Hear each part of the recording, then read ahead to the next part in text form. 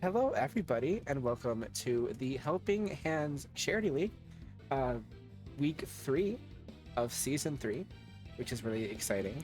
The Helping Hands Charity League, for those of you who do not know, is a Pokemon competitive draft league played on Pokemon Showdown, mostly to raise awareness for several different several different charities, and trying to raise money and trying to raise awareness for all of the charities that are being represented today, and any charities that hit close to home to the viewers.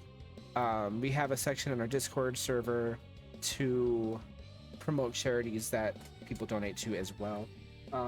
This is a really fun league to where we're just having fun Pokemon battles, and yeah, the Helping Hands Charity League is a 15-week season of 16 players, all playing for different charities. And all of the money raised will go to a prize pool that will be donated to the winner's charity, the first, second, and third place after a tournament at the end, in a 70-20-10 split for first, second, and third.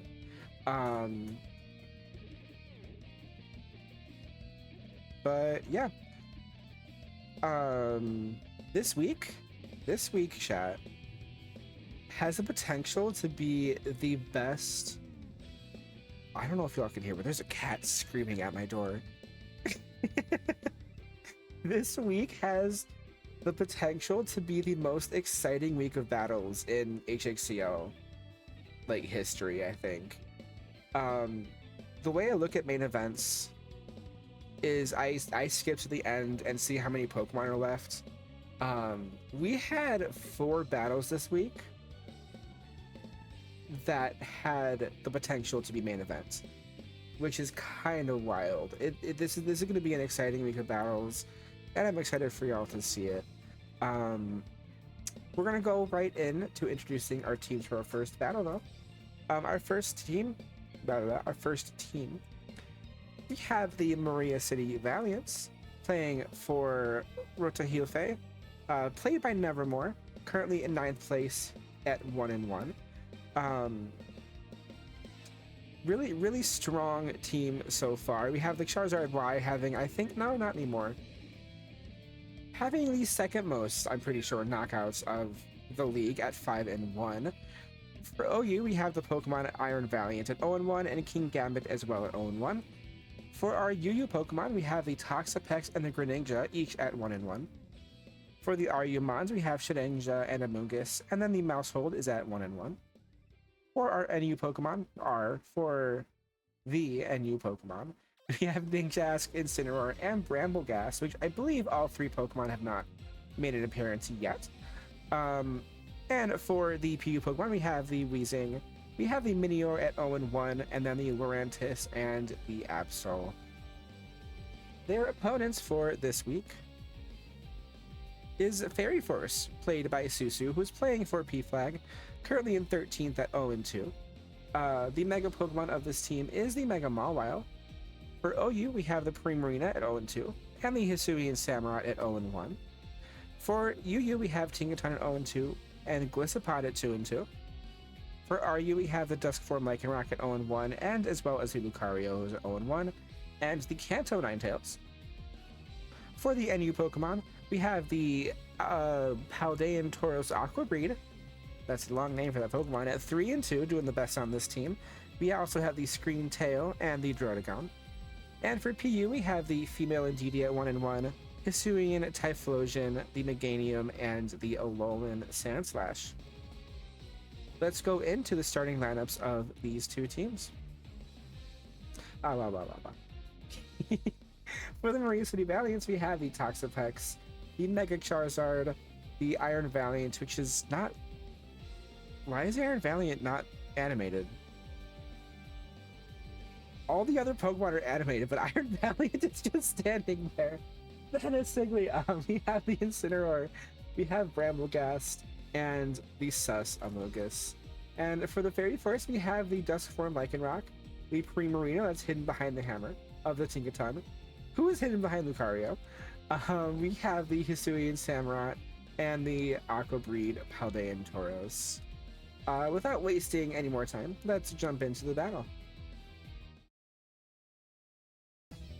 The Marea City Valiants are going to lead with the Toxapex, and the Fairy Force is going to lead with Rigid, the Tinkaton, and the immediate South Rock use from the Fairy Force, with a Toxic Spikes being used by the Toxapex. The knockoff is going to knock off the heavy-duty boots of the Toxapex with another layer of Toxic Spikes being used. The switch from the Tinkaton into the Hisuian Samurott with a knockoff doing a resistant hit, but knocking off the heavy-duty boots of the Hisuian Samurott. The switch from the Toxapex into Bramblegast. High noon, I love that. The Ceaseless Edge is a super effective hit, but going to be taken in half from the Cobra Berry, but the rocks are going to be set up. But the Power Rip is going to take down the Samurott. The Tinkaton then comes back in, and the Rapid Spin is going to clear the field of the traps, but then also the Rocky Helmet is going to take down... What's his face? Oh, but it didn't get cleared because of the knockout. The switch into the Charizard, the Charizard is going to Mega Evolve with the Weather Ball, killing the... What's his face? Tinkaton.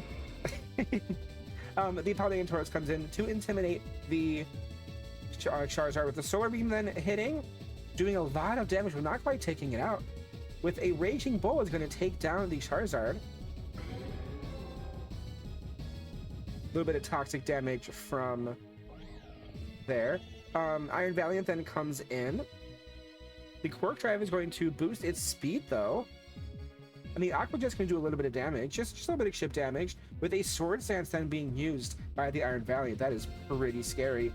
The Tauros falling to the poison damage, with Primarina then coming in. The Thunder Punch is going to outspeed and take down the Primarina. And the Lucario then comes in. And the Close Combat is going to take down the Lucario. This is a terrifying.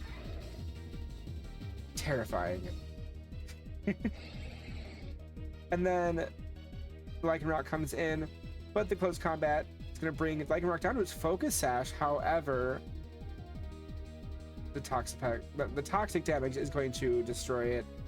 Close Combat almost takes down the Iron Valiant, but the toxic damage will take down the Lycanroc. That is absolutely terrifying. I thought that the speed gets back to normal after the sun goes away, but I guess I was wrong. Good games though, good battles to both sides of the field.